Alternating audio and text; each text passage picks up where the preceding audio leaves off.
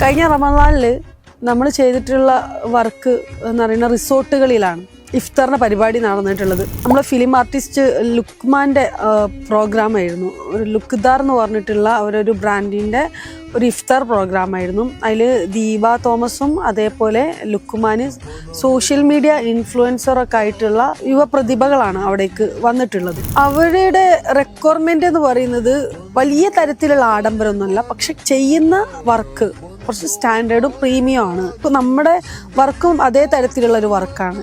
കാരണം എന്ന് വെച്ച് കഴിഞ്ഞാൽ അഫോർഡബിൾ റേറ്റുമായിരിക്കണം, എന്നിരുന്നാലും അത് ഒരു പ്രീമിയം സ്റ്റാൻഡേർഡ് രീതിയിലായിരിക്കണം. ക്വാളിറ്റി ഉള്ള ജ്യൂസ് കൊടുത്തിട്ടും ക്വാളിറ്റി ഉള്ള ഫുഡ് സെർവ് ചെയ്തിട്ടും ക്വാളിറ്റി ഉള്ള സർവീസ് ബോയ്സിനെ കൊടുത്ത് നല്ല രീതിയിൽ അവിടെ വന്നിട്ടുള്ള നമ്മുടെ ഗസ്റ്റുകൾ, അവരുടെ ഗസ്റ്റുകൾക്കൊക്കെ നമ്മൾ നന്നാക്കിയിട്ടുള്ള സർവീസാണ് നമ്മൾ കൊടുത്തത്.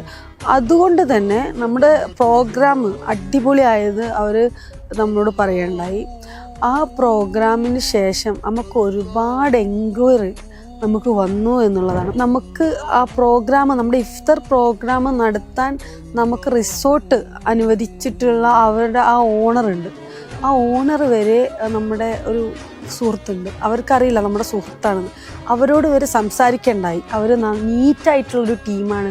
ഒരു വേസ്റ്റ് പോലും ഓരോ പ്രോഗ്രാം കഴിയുമ്പോഴും നമ്മൾ വേസ്റ്റ് മാനേജ്മെൻറ്റിനാണ് പ്രയാസപ്പെടാറുള്ളത്. പക്ഷേ ഇവരെ പ്രോഗ്രാം എടുത്തപ്പോൾ, റോയൽ ഡോട്ട് എടുത്തപ്പോൾ നമുക്ക് എന്തായി, ഞാൻ പണിയെടുക്കേണ്ടി വന്നില്ല എന്നുള്ളതാണ് ആ ഓണർ വളരെ സ്നേഹത്തോടു കൂടി നമ്മളോടൊരു സുഹൃത്തിനോട് പറഞ്ഞിട്ടുള്ളത്. അതൊക്കെ നമ്മൾ കൂട്ടി വായിക്കുമ്പോൾ നമുക്ക് പ്രോഫിറ്റ് കിട്ടിയതിനേക്കാൾ ഉപരി ഒരു സാറ്റിസ്ഫാക്ഷൻ, ഒരു ആത്മസംതൃപ്തി നമുക്ക് നമ്മൾ ഓരോ വർക്കിൽ നിന്നും നമുക്ക് കിട്ടിയിട്ടുണ്ട് എന്നുള്ളതാണ്.